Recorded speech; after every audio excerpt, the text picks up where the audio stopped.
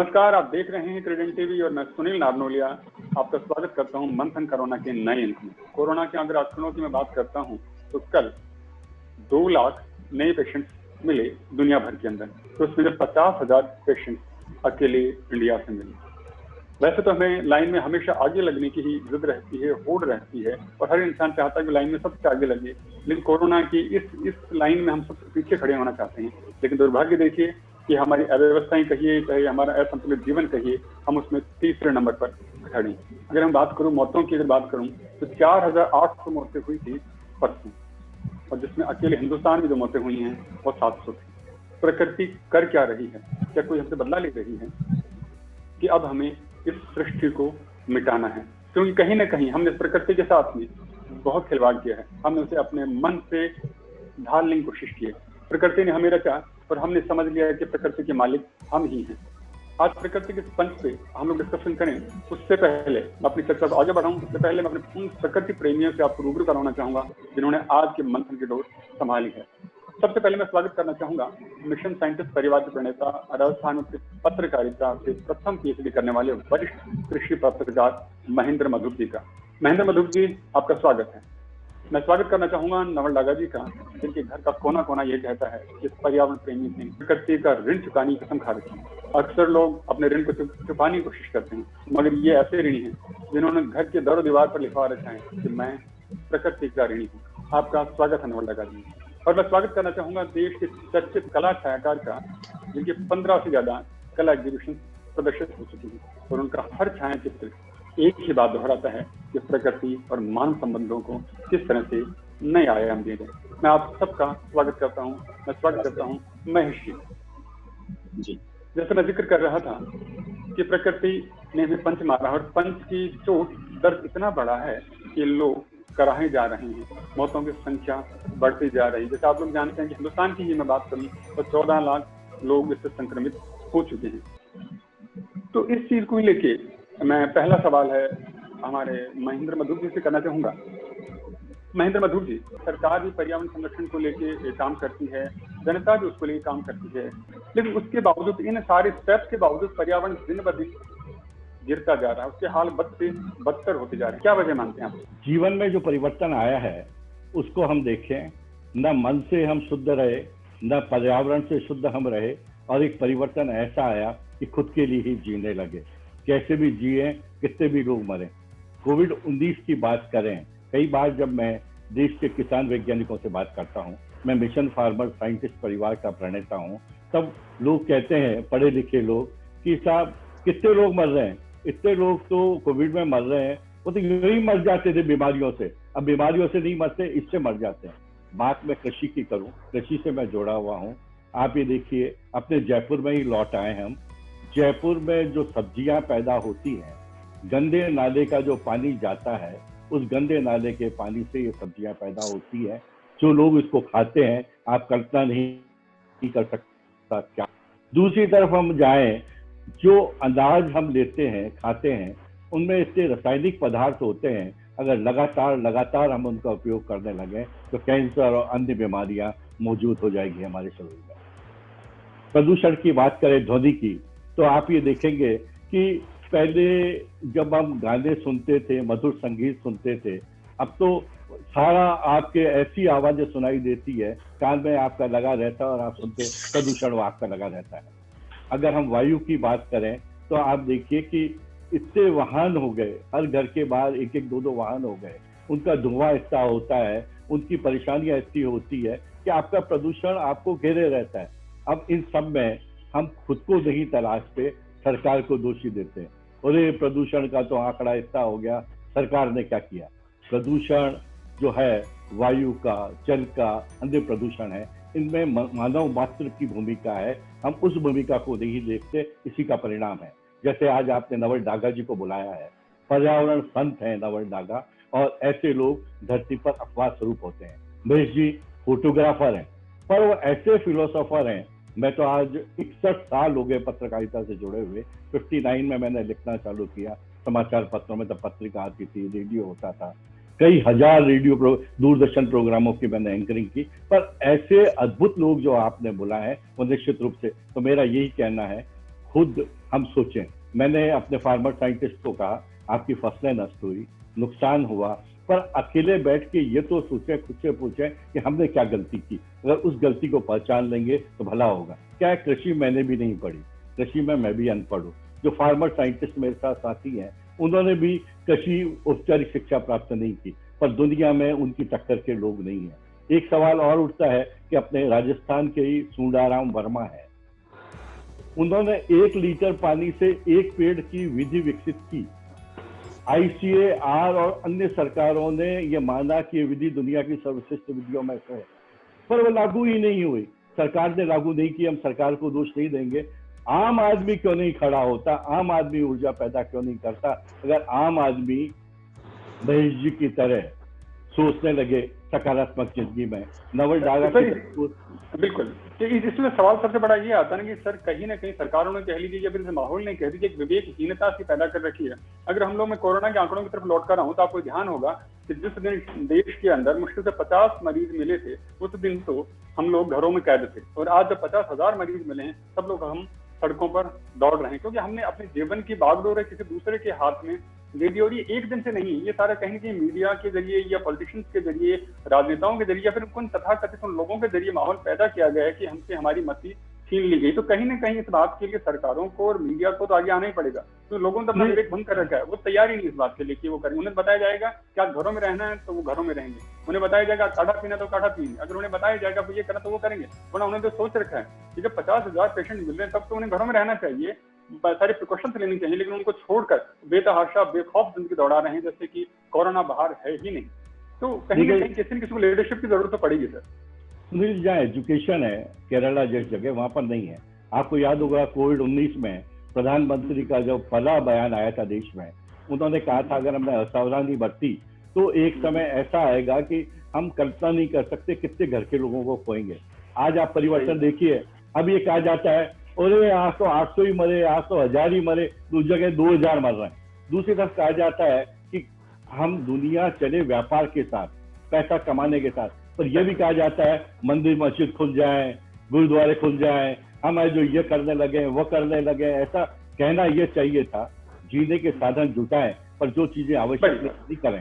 पर अब हम लोगों को ये आकर्षित नहीं करती सरकारें और समाज और मीडिया कि जो हम किस बदतर स्थिति में जा रहे हैं। कल ये रहे, घबराने की आवश्यकता नहीं, आंकड़े ले लो। आंकड़े तो विकास के लो ना, आंकड़े तो शिक्षा के लो ना, आंकड़े संस्कृति के लो ना। मरने वाले हमारे यहाँ कम है, बीमार कम है, ऐसी बातें जब आप करो। और दूसरा मैं एक आपको और कहता हूँ, भारत में जनसंख्या ज्यादा है, प्रतिशत जो है कम है, पर यह प्रतिशत का किसी देश में तो हो ही नहीं अगर सावधानी बरते हम तो। पर यह कहना है कि साहब भारत में सब कुछ अच्छा चल रहा है, दुनिया में बेहतर है, ये सोच है, ये तरीके गलत है। तो क्या करें? ये तरीके गलत है, बिल्कुल तो सही कहा।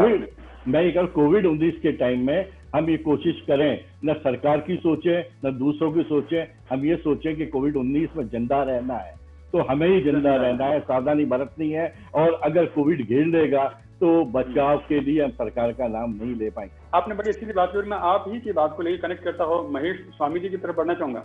महेश स्वामी जी, हम लोग देखते हैं कि जैसे मैंने खुद ने भी जिक्र किया कि अक्सर हमने कहीं किस तरह की विचारधारा बना रखी है कि जब भी कोई आपदा आएगी, जब भी कोई समस्या आएगी, हमारी निगाहें सरकारों पर टिक जाएंगी कि सरकार निर्णय क्या लेती है। क्योंकि ना तो सरकार किसी प्राकृतिक आपदा को लेकर आती है और ना ही वो किसी भी समाधान को पूरी तरह से लागू कर सकती है नहीं। कोई भी काम हो, कोई भी नियम, जैसे डॉक्टर BR अम्बेडकर ने बड़ी अच्छी सी बात कही थी कि कोई भी देश का कैसा भी संविधान क्यों ना हो, तो उसे मानने वाले खराब होंगे तो अच्छे से अच्छा संविधान, अच्छे से अच्छे नियम कायदे कानून खराब हो जाएंगे। अगर उसे मानने वाले अच्छे हैं तो बुरे से बुरा कानून और बुरे से बुरे नियम कायदे कानून भी अच्छे साबित हो जाएंगे। तो मैं आपसे सिर्फ ये जानना चाहता हूँ कि क्या जो बड़ी बड़ी आपदाएं हमारी जिंदगी में आ रही हैं, जो बार बार देखने को मिल रही हैं, क्या इनके अंदर हमारी जिंदगी की छोटी छोटी लापरवाहियां जिन्हें हम लोग कहें, जिन्हें हम लोग बार बार इग्नोर करते हैं, है ना, वो भी इन बड़ी प्राकृतिक आपदाओं के पीछे हैं? सर्वप्रथम तो सारी जो समस्याएं हैं वो एक नागरिक के तौर पे हमको निभानी होंगी। और मुझे लगता है कि हमारा जो शैक्षिक परिदृश्य है वो इस रूप में पूरी तरह से सक्षम नहीं हो पाया है कि वो अपने नागरिकों को इतना जिम्मेदार बना सके। तो अगर हम एक अच्छे नागरिक अगर बन सकें तो मुझे लगता है कि फिर आपकी जो सरकार भी जो काम करती है, जैसा कि आपने कहा है कि प्रत्येक नागरिक जब उन नियमों का पालन करेगा तो ही हम इस पे विजय पा सकते हैं। दूसरी मुझे लगता है कि बार बार मैं इसको शैक्षिक स्तर पे देखता हूं तो पाता हूं कि हमारा एजुकेशन सिस्टम में भी बहुत सारी प्रॉब्लम मुझे लगती है। अब जाके मुझे लगता है कि किसी लेवल पे थोड़ा सा उसको इम्प्रूव हुआ है, वरना पहले एक इंडिविजुअल इंसान का जो नैतिक और सोच है वो कहीं मिसिंग है। तो उस रूप में मुझे लगता है कि मुझे हर इंसान अगर उन नैतिक और स्वार्थ के परे जाके सही मायने में आपके प्रकृति के बारे में सोचने लगेगा तो सभी समस्याओं का हल संभव है। अगर देखा जाए तो आज के दिन कोविड में अगर मेरे देश की बात की जाए तो एक तरह से ये कहा जा रहा है कि हमारे यहाँ कुछ ज्यादा इतनी प्रॉब्लम नहीं है। तो मुझे उसका एक मकसद ये लगता है कि मोदी जी ने आते ही जो स्वच्छता अभियान चलाया था उसका बहुत बड़ा योगदान है, अगर हम उतने ज्यादा डैमेज नहीं हुए हैं। लेकिन फिर भी एक अवेयरनेस की जो बात है, बहुत बुरी हालत है, आज की डैमेज की बहुत बुरी हालत है। आज हम तीसरे नंबर के ऊपर हैं और जो कल जो मौतें हुई हैं वो हमारे हिंदुस्तान के अंदर पूरी दुनिया की मौतों का 25% अकेले हिंदुस्तानी मौतें हुई हैं। और वही हालात संक्रमण सर ये जो कैजुअल अप्रोच हम अपना रहे हैं, मैंने जो कहा कि एक अच्छा नागरिक होने के नाते जो हमारे कर्तव्य हैं हम उसमें पिछड़ रहे हैं। बिल्कुल ये इतनी भयावह स्थिति है और हम कैजुअल अप्रोच अपना रहे हैं। जैसे कि अभी आपने कहा कि जब 50 लोग थे तो हम घरों में थे और आज 50,000 और 5 लाख है तो हम ऐसा फील करा रहे हैं कि कुछ हुआ ही नहीं है। तो ये जो अप्रोच है, सरकार तो अपना काम कर रही है लेकिन इंडिविजुअल एक नागरिक के तौर पे, एक पिताजी के तौर पे, एक भाई के तौर पे, एक टीचर के तौर पे मैं कितना उसको फॉलो कर रहा हूं और कितना फॉलो करने के लिए प्रेरित कर रहा हूं, ये सबसे अहम चीज है। बहुत बड़ी बात, बहुत ही बात। सरकार हमें सिर्फ निर्देशित कर सकती है नियम को मानना और उन्हें आगे फॉलो करना, ये हमारी जिम्मेदारी बनती है। तो हम प्रत्येक नागरिक का बहुत बड़ा योगदान है। सिर्फ सरकार कह के हम इसको नहीं छोड़ सकते हैं, नहीं छोड़ सकते। तो कहीं हमें हमारे विवेक को जागृत करना होगा और प्रकृति के जुड़ाव को खुद से लेकर आना होगा। मैं बार बार हर जगह ये बात कहने की कोशिश करता हूं, वैसे सबको पता है लेकिन फिर भी अंडरलाइन करता हूं कि इंसान गॉड का बेस्ट क्रिएशन है। हर इंसान गॉड का बेस्ट क्रिएशन है, लेकिन हम वैसा जीवन तो नहीं जी पा रहे हैं। तो अनुशासन सबसे अहम चीज है जीवन की, जिसको हम सबको साधना होगा। और उसके लिए प्रकृति का सबसे ज्यादा जो हमको इंस्पायर करता है वो है सूर्य देवता, जो डिसिप्लिन में डेली टाइम से उगते हैं और टाइम से सूर्यास्त होते हैं। हर इंसान जो है उससे प्रेरणा ले सकता है, लेकिन हम इंडिविजुअल जिंदगी में कर क्या रहे हैं?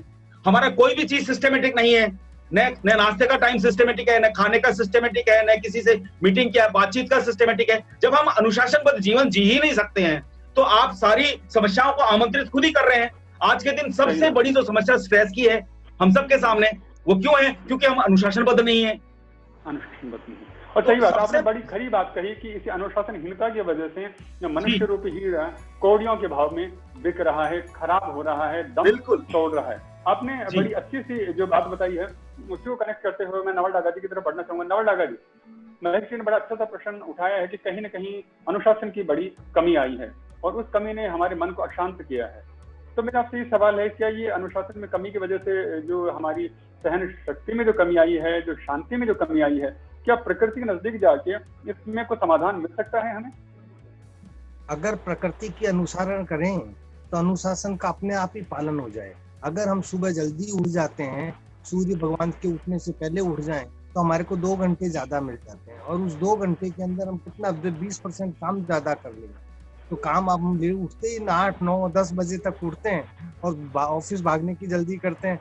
अगर आप 4 बजे सुबह उठना लग जाएं, प्रकृति के साथ रहें, पक्षियों की चहचहाट सुने, तो कितना आनंद आएगा। आपको सुबह की हवा मिलेगी, ऑक्सीजन मिलेगी, कई काम आप लेखन पढ़न के काम आप सुबह सुबह जल्दी कर लेंगे। और जब काम जल्दी कर लेंगे तो आप स्वस्थ महसूस करेंगे, आपको अपने आप में ऊर्जा महसूस होगी, मेरा काम हो गया।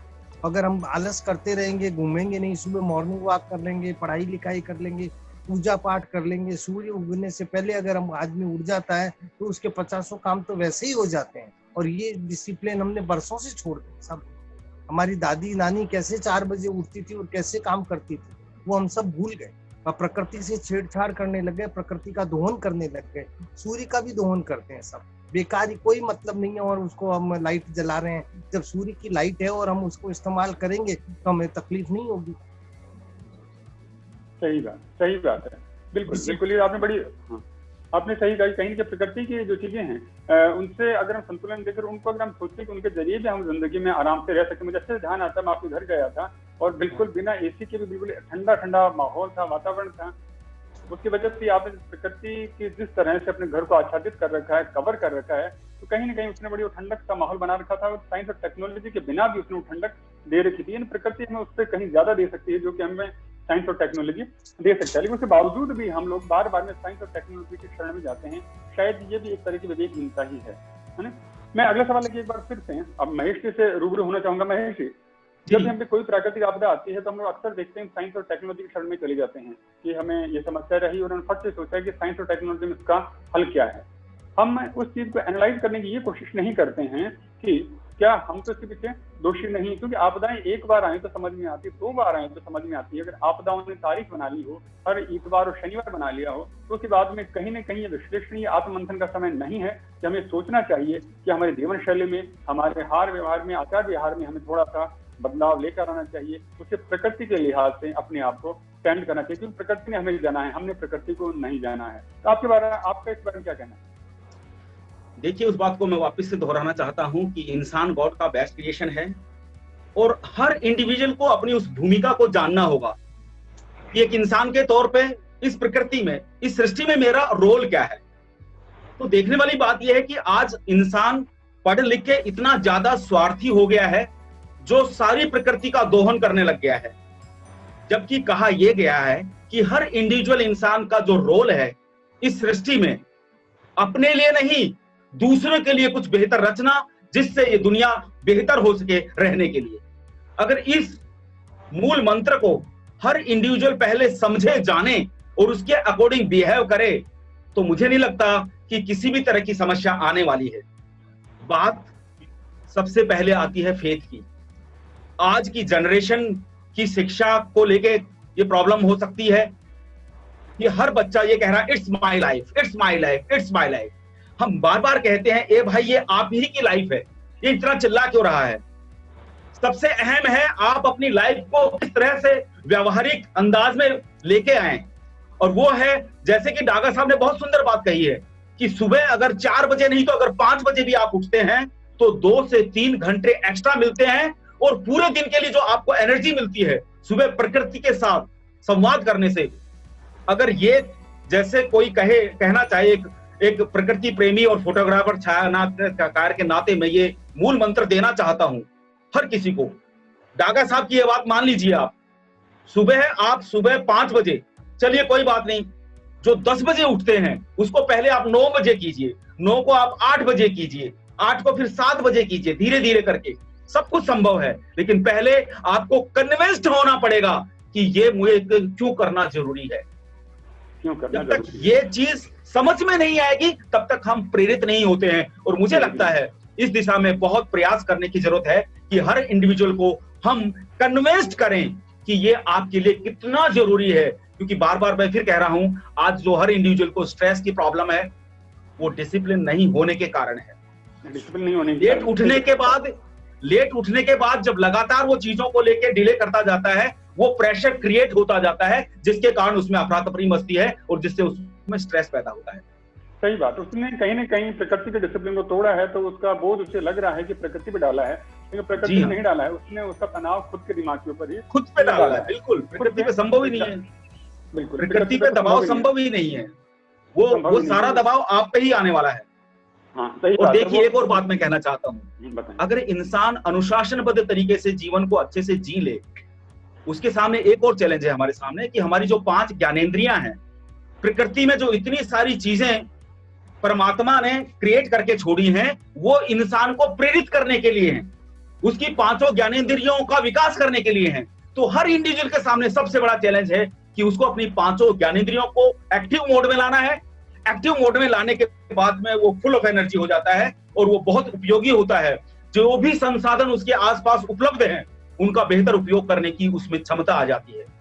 क्षमता आ जाती है। कहने का मतलब अगर वो प्रकृति की शरण में जाता है और उसका स्वामित्व स्वीकार करता है तो उसके अंदर पॉजिटिव सकारात्मक एनर्जी है, जो ऊर्जा उसका संचार होने लगता है और वो आगे जीवन में उपयोगी कार्य कर पाता है, यानी उसका जो जीवन है वो हीरा बनने की तरफ ही प्रेरित होता है। जी जी जी जी जी। मैं महेंद्र मधुकी की तरफ एक बार फिर से रूबरू होना चाहूंगा। महेंद्र मधुकी, हम सरकारों को देखते हैं अक्सर किसी न किसी धड़ों में बटी रहती हैं, किसी न किसी मुद्दों पे अलग ही रहती हैं, लेकिन सरकारें होती हैं उनका जो मौलिक जो दायित्व होता है वो होता है देश को नियंत्रित करना, जनता को दिशा देना और किसी भी तरह से उनके समाज को सुरक्षित रखना। मेरा सवाल कुछ समय पहले एक घटना से जुड़ा हुआ है। आपको ध्यान होगा कुछ समय पहले एक राज्य के मुख्यमंत्री ने अपने राज्य के अंदर ऑड और इवन का फॉर्मूला लागू किया था। उनका उद्देश्य ये था कि इसके जरिए प्रदूषण कम होगा और कहीं न कहीं प्रदूषण में आई गिरावट की वजह से बहुत सारे जो नुकसान से हम लोग बच पाएंगे, लेकिन विपक्षी दलों ने उसके अंदर सहयोग नहीं किया। मुझे उसके अंदर क्या रहा था कि वो लोग बैलगाड़ियों में बैठ के गए थे, साइकिलों में बैठ के गए थे। तो मेरा सवाल आपसे ये बनकर आता है कि आप राजनेताओं की बात कहें या फिर हम लोग जिसमें पॉलिटिशियंस की बात कहें, उनकी नैतिक जिम्मेदारी नहीं बनती कि हो सकता है तमाम मुद्दों पर वो मतभेद रखी, कोई बात नहीं है, अलग अलग मतों के अलग अलग दलों के अलग अलग मत हो सकते हैं, लेकिन प्रकृति का सिर्फ एक मत है, जीवन या मरण। अगर हमने उसके साथ नुकसान किया, अगर उसका बुरा करने की कोशिश की तो वो हमें बिल्कुल मिटा देगी, जैसे कि अभी कोरोना हमें कर रहा है। और जब फॉर्मूले की मैं बात करूं, दोबारा से फॉर्मूले के ऊपर मैं आऊं, तो हमने देखा था वो फॉर्मूला लॉकडाउन जो हो कोरोना के दौरान वो सही सिद्ध हो गया कि अगर वो फॉर्मूला उस वक्त लग गया होता तो आज उस राज्य की स्थिति बेहतर होती, क्योंकि इस लॉकडाउन के दौरान जैसे आप जैसे जानते हैं कि प्रदूषण में करीब 20% से ज्यादा की गिरावट आई है। तो मान के चलिए अगर 1 महीने 1.5 महीने में 20% की गिरावट आ सकती है तो 2 साल 3 साल के सफर में कितनी गिरावट आ सकती थी। तो मेरा आपसे सवाल ये है कि राजनेताओं को क्या पर्यावरण संरक्षण के लिए एकजुट नहीं होना चाहिए, क्योंकि प्रकृति सबकी माँ है और सब लोग जिएंगे, किसी विशेष के लिए नहीं होगी कि कोरोना इसको होगा इसको नहीं होगा। आपका क्या कहना है इस बारे में? सुनील जी, देखिए कि जो कोरोना का दौर है ये तो अस्थायी दौर है और कोविड चला जाएगा, उसके बाद और दौर आएंगे। मेरा निजी रूप से ये मानना है कि जो अन्नदाता किसान है उसके साथ ठगी बंद कर दी जाए। मैं आज जीवन के 74वें साल में हूँ और मैंने 60 साल तक ये देखा है, मीडिया से जुड़ के सबसे देखे कि भारतीय किसान के साथ जो ठगी सारे राजनीतिक दलों ने की, कोई भी राजनीतिक दल हो, भले वामपंथी हो और हो दक्षिणपंथी हो, सभी ने किया है। मैंने विदेशों में देखा है, यूके में मैं 3 बार की यात्रा में गया, वहां पर जो उत्पादन करता है वही आदमी प्रोसेसिंग करता है और वही आदमी मार्केटिंग करता है। उत्पादन के होते हैं 30 रुपए और प्रोसेसिंग और मार्केटिंग के होते हैं 100 रुपए। किसान को 30 रुपए तक तो रख दिया जाता है, उसके बाद का जो समय है 100 रुपए का वो बाजार को दे दिया जाता है। सरकारें सब्सिडी दे देती है, सरकारें लोन दे देती है क्योंकि सस्ता मजदूर है। आप कल्पना करिए, भारत में भारतीय किसान परिवार की आय 8-10 हजार रुपया प्रति महीने भी नहीं है पंजाब तक में, ये सरकारी आंकड़ा है। 500 रुपए रोज हम एक मजदूर को देते हैं। एक मजदूर अगर 20 दिन काम करे 10,000 रुपया मिलता है, घर के 6 आदमी करें तो 60,000 रुपए मिलते हैं। हम किसान को मूर्ख बनाते हैं कि वो कृषि उत्पादन करे। अगर सरकार ईमानदार हो तो कृषि उत्पादन के बाद ग्राम पंचायतों के अंदर प्रोसेसिंग की मशीनें चालू कर सकती हैं, वहां पर बच्चों को सिखाए। गांव के जो हमारे 1 या 2 बच्चे पढ़ गए वो बच्चे प्रोसेसिंग करना सीख जाएंगे। शहरों में वो करोड़ों की आबादी जो सड़कों पे घूम रही थी वो घूमेगी नहीं। इसके बाद सही कहा, फिर यही लोग जो प्रोसेसिंग करें, पैकेजिंग करें, पास के कस्बे में जाएं। पहले आपको याद होगा कोई चीज मक्खन लेके आता था, शहद लेके आता था, क्या बहुत सस्ता मिलता था। अब आप जाओ, आपको 100 ग्राम तेल फ्री है। 15 दिन बाद जाओ, आपको 100 ग्राम तेल ले लो, 15 दिन बाद पैसे देना। 130 रुपए में शहर के आदमी को जो चीज मिलती है वो 60 रुपए में मिलेगी, किसान की आय दुगनी हो जाएगी। पर आपको पता है WTO और चीजें, अभी FDI 100% एग्रीकल्चर में, डेयरी में आ चुकी। 30 रुपया दो किसान को और 100 रुपया आप खा जाओ तो आदमी तो मरेगा ही। आप कहते हो ना रेजिस्टेंस पावर आए, ये आए। मैं गिरासिया टाइप में गया, आबू रोड के पास, साल वहां 4 महिलाएं होती थी, एक महिला निकलती, 3 के पास कपड़े नहीं होते थे। आज भी गांव में गरीबी है, क्या रेजिस्टेंस पावर होगी? आज आपकी बाढ़ आई, अकाल आया, कीड़ा पड़ा, सरकार ने सहायता कर दी। एक फसल के बाद दूसरी फसल आई और सरकार ने कहा किसान की जिंदगी से लहर आ गई। प्रधानमंत्री ने एक बात कही थी, सबसे ज्यादा जो कर्जा है किसान का वो आढ़तियों के पास है, जो मंडी के पास जाता है। वो गया, जाके उसके यहाँ रखा, उसने कहा चाय पी, खा पी और चला जा। 70% आबादी की बात कर रहा हूँ। जब चला समर्थन मूल्य का जब समय आता है, फिर बुलाता है 5,000 रुपए ले, साइन कर जा। सब्सिडी जो दी जाती है आधी, उससे सस्ते पे बाजार में चीजें मिलती है। आप, मेरा जो फार्मर साइंटिस्ट परिवार है, पहली शर्त है, जो आदमी कर्जा नहीं ले, जो सब्सिडी नहीं ले, जो कृषि भवन के चक्कर नहीं लगाए, सिर्फ अपना ज्ञान का उपयोग करे। मैंने क्या, सुनील जैसा आप हो मीडिया में, मैंने कहा आप गांव में काम करो, मैं आपको दुनिया भर में पहुंचाऊंगा। आप आश्चर्य करेंगे, एक धर्मवीर कंबोज है हरियाणा का, जो प्रोसेसिंग की और जो चीजें करता है, MBA की क्लासें लेता है, 5वीं पास है वो, और अभी एक UK के चांसलर उसके खेत में गए और 50 लाख रुपए उसको दिए। उसको, उसने कहा मैं क्या करूं? मैंने कहा सिर्फ आप काम करो, मेरे पास आप जैसे दोस्त हैं, दुनिया भर में नाम कर देंगे। हमारे 56 में से 25 लोग करोड़ों रुपए कमाने लगे हैं, जिन्होंने प्रोडक्शन, प्रोसेसिंग और मार्केटिंग की। तो प्रोसेसिंग से किसान को अलग कर दो, मार्केटिंग से अलग कर दो, 30 रुपए तक का सस्ता मजदूर बना दो। जब तक अर्थव्यवस्था में ये स्थितियां रहेगी, किसान की जिंदगी में परिवर्तन नहीं आएगा। हम दोषी हैं। पर फिर एक बात और आती है सुनील, मैं जो कहना चाहता हूं, सरकारें तो कभी नहीं करेगी, क्योंकि मेरी निजी मान्यता इस उम्र के इस धरातल पे यह है, जो चुनाव प्रणाली, सरकारें, प्रशासन व्यापार बन के रह गया कि खुद का इतना लाभ करें, घर में 1-2 बच्चा हो पर 25 पीढ़ी का पैसा इकट्ठा हो। परंतु हम, जैसे मैंने प्रारंभ किया, मिशन फार्मर साइंटिस्ट परिवार, न लोन लोगे, न सब्सिडी लोगे, न कर्जा लोगे। हमारे एक आदमी को दूसरी पास, 5वीं पास, आपको इन्फोसिस ने 10-10 लाख रुपए का इनाम दिया, राय से राइटिंग दिया नहीं, 10 राज्यों में। तो हम लोग मानव जीवन को सफल बनाए, दुनिया बदलती रहेगी। अगर 50 से 100 हो जाए, मैं बताऊं आपको, और एक आदमी 100, जैसे महेश जी अद्भुत व्यक्ति हैं, दादाजी के, ये तो मैं नाखून की भी बराबरी नहीं कर सकता, ये तो भगवान तुल्य व्यक्ति है, जो पीढ़ियों में ऐसे व्यक्ति नहीं होते। सब ठान ले, 100 आदमी कर ले। मैंने जैसे निर्णय लिया, जीवन भर मिशन फार्मर साइंटिस्ट परिवार, मृत्यु के बाद मैं और श्रीमती निर्मल मधुप दोनों देहदान देंगे। दूसरा निर्णय जो सबसे प्रेरणादायक नवल डागा जी मेरे हैं, मैं एक लाइन कहना चाहूंगा। मैंने ये सोचा कि मिशन पर्यावरण योद्धा का पिपलांतरी से प्रारंभ किया जाए, जहाँ श्याम सुंदर पालीवाल हो। कोशिश थी कि मैं इसकी घोषणा किसी चैनल पे कर पाऊं, पर अब आज आपके सामने मैं कर रहा हूं। आने वाले समय में महेश जी, आप, मैं, नवल जी, श्याम सुंदर पालीवाल, जोधपुर के पतनपुरी गोस्वामी, हम इसके लिए लड़ेंगे। निश्चित तौर हमारे कार्यक्रमों में न मंत्री चाहिए, न IAS चाहिए, न अधिकारी चाहिए, वो लोग चाहिए जो जीवन बना। मेरा जीवन बड़ा कठिन होता है। मेरी माँ जो 6 साल पहले मरी, 99 ईयर्स में, वो कहती थी, मेहनत जीवन मिट्टू इतना कठिन होता है कि अच्छा से अच्छा काम करो। तो आखिरी सांस तक अगर हम 10-10, 20-20 लोग पैदा कर देंगे तो वो परिवर्तन आ जाएगा। बाकी मेरी जो धारणा है, मैं साधु मेरा 1973 में PhD जब पत्रकारिता की, बड़ा निराश हुआ जातिवाद से। मैं नक्सलाइट में रहा, बड़ा निराश हुआ लड़ाई करने के उनकी स्थितियों से। मैं मार्क्सिस्ट में रहा, बड़ा निराश हुआ। और सारी स्थितियों के बाद मैं पहुंचा, रोजाना सुबह उठे, शाम उठे, अपनी आत्मा से सवाल करें और आत्मा से कहें कि मैं क्या आज अच्छा कर सकता हूं। अगर हम अच्छा करेंगे नवल जी और महेश जी की तरह, तो जीवन जरूर बदलेगा। आज हम कोविड को हरा देंगे, फिर बाकी चीजों को कैसे हराएंगे?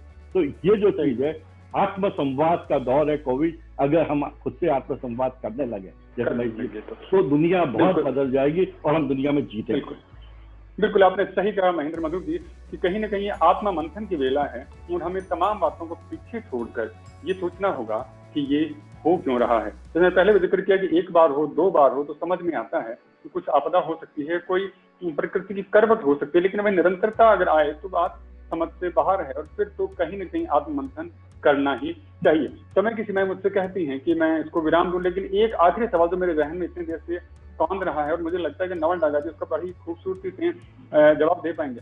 नवल डागा जी, अगर हम लोग अपने पुरखों की बात करें, अगर हम अपने विरासत की बात करें, तो पहले हम लोग प्रकृति से बहुत जुड़े हुए थे, हमारे संस्कारों से बहुत जुड़े हुए होते। मुझे अभी ध्यान आता है कि हमारी जो घरों में हम लोग देखते थे कि तुलसी का जो पौधा होता था, मंदिर तुल्य होता था, उसके हम लोग बहुत ही आदर इज्जत पूजा किया करते थे। और अब दौर बदल रहा है, अब ना तो तुलसी की पूजा रही है, ना ही पीपल की पूजा रही है, ना ही बड़ की पूजा रही है। दिखावे ढकोसले जरूर हो गए हैं, लेकिन वो सम्मान और वो प्रकृति के प्रति जो आदर है वो बहुत कम हो गया है। तो आपको क्या लगता है, जो प्रकृति के प्रति हमने जो आदर जो कम किया है, क्या वो इस तरह की जो आपदाएं आ रही हैं वो उसका कारण है? क्योंकि कहीं ना कहीं हो सकता है कि अब कई बातों को लोग मिथ मानते हैं, या फिर आडंबर मानते हैं, या फिर अंधविश्वास मानते हैं कि नहीं ये पूजना नहीं चाहिए, इसको नहीं करना चाहिए।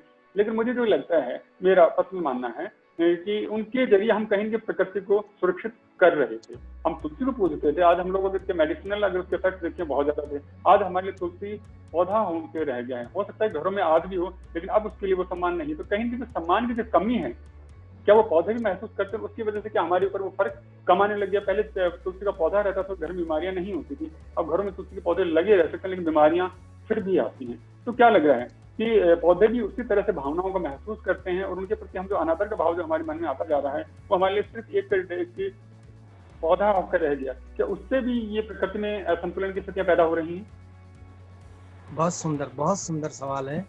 एक्चुअल में ये पढ़ाई ज्यादा कर ली, तनख्वाहें ज्यादा हो गई, लोग महानगरों में रहने लग गए, उनके फ्लैट संस्कृति हो गई, वो सब तुलसी को, पीपल को, बड़ को, ग्वार पाठे को सबको भूल गए। नहीं तो अगर हम उनको, हमारे विकास के साथ विनाश हुआ है, जो तनख्वाहें बढ़ गई, जो महानगर में रहने लग गए, गाँव को छोड़ दिए, गाँव में कोई रहता ही नहीं है। हम बीकानेर से जयपुर आ गए, जयपुर से दिल्ली जाते हैं, दिल्ली से बम्बई चले जाते हैं, जितने बड़े शहर में चले जाते हैं वहाँ जगह की कमी होती है, और वहाँ हम तुलसी का पौधा लगाते ही नहीं, समझते ही नहीं है। हमारे घर में मैंने जब से समझ पकड़ी है, मैं 64 साल का हूँ, मुझे 60 साल से सारी बातें तारीख वाइज याद है। सुबह शाम, सुबह तो तुलसी को जल चढ़ाओ और शाम को दीपक करो, और तुलसी के पत्ते भोजन में हर सब्जी में डालो, हर रोटी में डालो। मेरी दादी तो तुलसी के पत्ते का रस निकालती थी, सिलबट्टे पे पीस करके उससे आटा गूंथती थी, तो आपको उससे रोटी मिलती थी, और सारे गुण आपको रोटी के साथ मिल जाते। बड़ पीपल को सींचने की व्यवस्थाएं थी, बड़ के पीपल के फेरी निकालने की व्यवस्थाएं थी कि आप बड़ के नीचे फेरी खाएंगे तो आपको ऑक्सीजन मिलेगी, ऑक्सीजन मिलेगी तो आपके कई तरीके के सिस्टम, इम्यून सिस्टम सही हो जाएंगे, आपको डॉक्टर के जाने की जरूरत ही नहीं रहेगी। पीपल का पत्ता और नीम का पत्ता रोज खाने का रिवाज था, बगैर नीम के पत्ते खाए आप दातुन नहीं कर सकते थे। ये मंजन तो मैं समझता हूँ हमारे घर में तो 70 में आया कोलगेट फॉरेंस मंजन, उससे पहले तो हम उससे नीम की टहनी से ही करते थे। जब नीम की टहनी से करते थे तो कभी किसी के दांत नहीं टूटे। मेरी और आप देखिए क्या हालात हैं। सही बात है, बहुत सही बात कही है। आप देखिए हालात क्या हो रहे हैं। उनके दांत ऐसे चमकते थे जैसे विज्ञापन में आजकल ये छोरियों के दांत चमकाते हैं, जैसे मेरी दादी के दांत चमकते थे। साहब मेरे भी दांत उतने नहीं चमकते हैं, क्योंकि हम अब पेप्सोडेंट करने लग गए, दूसरे मंजन करने लग गए। जब तक हम नीम की टहनी का मजा, पैसे भी बचते थे, प्रकृति को भी सहायता मिलती थी, और पेड़ पौधे भी लगाते थे, पर हमने सब, हमारी सारी कल्चर, सारी व्यवस्थाएं हम भूल गए, सारी व्यवस्थाएं भूल गए, और हम ये कर लिया, हमने ये पढ़ लिया, ये पढ़ लिया, ये पढ़ फूल। तो आपने बड़ी खूबसूरत सी बात कही। जैसे हम लोग अब हम लोग हमारे बुजुर्गों को, जिनको हम लोग मानते हैं अंधविश्वासी हैं, या फिर जो कहीं की पढ़े लिखे नहीं, अनपढ़ थे, गंवार भी लिटरली जो कहा जाता है, नई जनरेशन जो कहती है कि वो तो गंवार थे, वो गंवार लोग भी इतने ज्यादा समझदार थे कि उन्हें पता था कि प्रकृति के नजदीक रहना है, तो उन्होंने प्रकृति के नजदीक रहने के अलग अलग बहाने बना दिए थे। फिर हम ज्योतिष की बात करें, वास्तु की बात करें, तो हर पौधे का किसी न किसी देवता के साथ में, या फिर किसी न किसी एक स्पेशल पर्व हो सकता है, कोई ऑकेजन हो सकता है, उसके साथ में जोड़ के मुझे पूजा मान मनवार की थी, और उसकी वजह से वो कहीं हमारे लिए आदर का विषय होता था, और हम उसका बुरी तरह से दोहन नहीं करते थे। तो उसके बारे में भी आप कुछ क्या विचार रखना चाहेंगे? मेरी दादी नानी 12 महीने के 12 त्योहार मनाती थी, और वो दीवार पे लिखे रहते थे, आमड़ा नमी पूजो, बड़ पूनम पूजो, पीपल पुण्य पूजो। तो पीपल की पूजा होती थी, बड़ की पूजा होती थी, और धनतेरस के दिन गिलोय की पूजा होती थी। और मेरे नाना और नानी धनतेरस के दिन सारे गांव में गिलोय के पौधे बांटते थे, 3 महीने पहले से ही पौधे तैयार करने लग जाते थे। मेरा बचपन मेरे ननिहाल में गुजरा है, तो मेरी नानी ननिहाल उसमें कुल्लड़ के अंदर गिलोय के पौधे तैयार करके रखती थी, और धनतेरस को बांटती थी।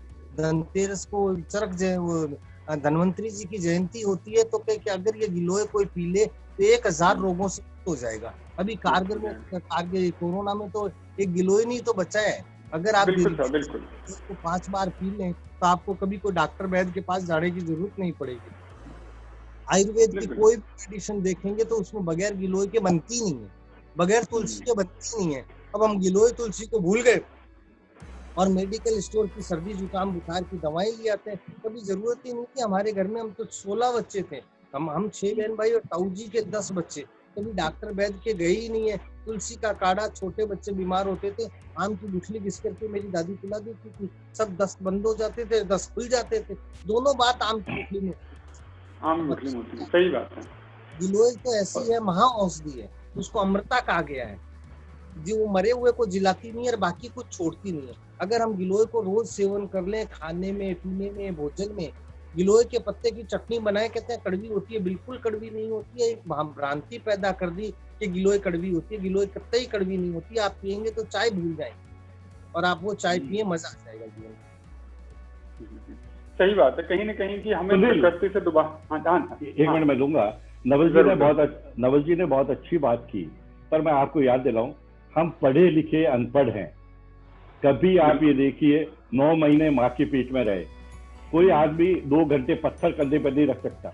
जब तक बच्चा पढ़ता है, बड़ा होता है, तो कहता है माँ मेरी, माँ मेरी। और जब पढ़ लिख के बड़ा हो जाता है तो कहता है माँ तेरी, माँ तेरी। समाज के जिन घरों में ये कहा जाता है कि माँ बाप की हम इज्जत करते हैं, वो हमारे भगवान है या पत्नी के लिए, वहां पे उनकी दुर्दशा की कल्पना नहीं कर सकते। हमने परिवार तोड़ा, समाज तोड़ा, मन को तोड़ा, अपनी माँ बाप को नहीं पहचानते तो क्या पहचानेंगे। और पूरे जीवन के बाद जब बच्चे बिगड़ जाते हैं तो कहते हैं हम तो पैसे कमाते लगे, समय ही नहीं मिलेगा। मन के में झांकिए, मन को जीत जाइए। ये जो कोविड का काल है, इन 4-5 महीनों में अपने माँ बाप, अपने बच्चे, अपने दोस्तों, स्कूल कॉलेज में पढ़े हुए बच्चों, उन सबसे अगर आप मिलेंगे, मन की संस्कृति को समृद्ध बना देंगे, जो कोविड जैसी कई लड़ाइयां जीत जाएंगी। लड़ाई वाकई महेंद्र मधुक जी आपने बाकी बहुत ही मतलब ऐसी बात है जिससे बिल्कुल स्वर्ण अक्षरों में अंकित करके घर की दीवार के ऊपर लगा लेनी चाहिए। अगर हम लोग चाहते हैं कि हमारा जीवन सुरक्षित हो तो कहीं ना कहीं हमें उन रूट्स की तरफ, जड़ों की तरफ लौटना होगा जो हमें ये सिखाती हैं कि जिंदगी को जीना कैसे है। समय की बाध्यता है मेरे साथ में जो मुझे रोकती है कि अब विराम दिया जाए, वरना मन तो बहुत कर रहा है और सवाल भी बहुत सारे आ रहे हैं कि आप लोगों से पूछूं और आप लोगों से ज्ञान अर्जन करूं और हमारे दर्शकों को भी देखिए बड़ा अच्छा लगेगा कि हाँ, और कहीं ना कहीं उन्हें प्रेरणा भी मिलेगी। जैसे नवल डगा जी ने बड़ी खूबसूरत सी बात कही, कुछ एग्जाम्पल्स भी दिए, जैसे गिलोय की बात की, जैसे नीम की बात की, कि हर एक पौधे के पीछे एक त्योहार हुआ करता था। तो वो जिन्हें आज हम लोग अनपढ़ गंवार, हमारे पूर्वज जो कहते हैं, वो अनपढ़ गंवार नहीं थे, वो हमसे कहीं ज्यादा समझदार थे, जिन्होंने उन पौधों की, उनके मेडिसिनल जो फायदे थे उनको सोचकर हमारी जिंदगी से इस तरह से जोड़ गया कि हम चाहें या ना चाहें किसी न किसी तरह हम लोग उनसे जुड़े रहेंगे। मैं महेश स्वामी जी की बात करूँ, बड़ी खूबसूरती से कहा कि अगर प्रकृति से हम लोग प्रेम करना छोड़ देंगे तो उस विनाश को आप खुद ब खुद दावत दे रहे हैं। आप लोग गुणी जन आए, प्रकृति प्रेमी आए और प्रकृति संबंधित ऐसे अपने विचारों से मैं अवगत करवाया। और मैं निश्चित तौर पर कह सकता हूँ कि शो को देखने वाले वो लोग इसको देख के लाभान्वित होंगे। मैं आप सबका शुक्रिया अदा करता हूँ कि आपने आए उस कार्यक्रम को सफल बनाया। धन्यवाद।